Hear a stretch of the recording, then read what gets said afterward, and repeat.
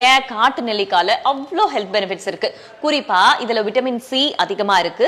Blood சுகரை control பண்ணும். Anti inflammatory, anti accident properties இருக்கு. அந்த மாதிரி நிறைய நன்மைகள் இருந்தாலும் அதை சாப்பிடும்போது கொஞ்சம் துவர்ப்பா, கொஞ்சம் கசப்போட இருக்கும் அப்படின்றதுனால நிறைய பேர் ராவா சாப்பிட கஷ்டப்படுவாங்க. அவங்க என்னென்னலாம் பண்ணலாம் அப்படின்னு சொல்றேன், நோட் பண்ணிக்கோங்க.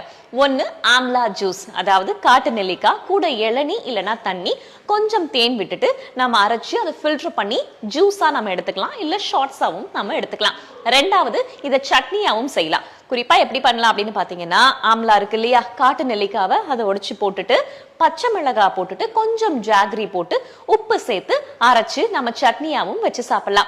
மூணாவது, ஊறுகாய். நம்ம எப்படி மாங்காய் ஊறுகாய் பண்றோமோ, எலுமிச்சை ஊறுகாய் பண்றோமோ, அதே மாதிரிதான் காட்டு நெல்லிக்காயும் நம்ம ஊறுகாயா பண்ணலாம். இதை தவிர நம்ம சாலட்ல போட்டு சாப்பிடலாம். யோகர்ட் இல்ல கர்ட் இருந்தாலும் அதுலயும் நம்ம இந்த காட்டு நெல்லிக்காவை போட்டு சாப்பிடலாம். எது எப்படியா இருந்தாலும் அந்த காட்டு நெல்லிக்காவோட பெனிஃபிட்ஸ் நமக்கு கிடைக்கணும் அப்படின்றதுதான் பிரதானம்.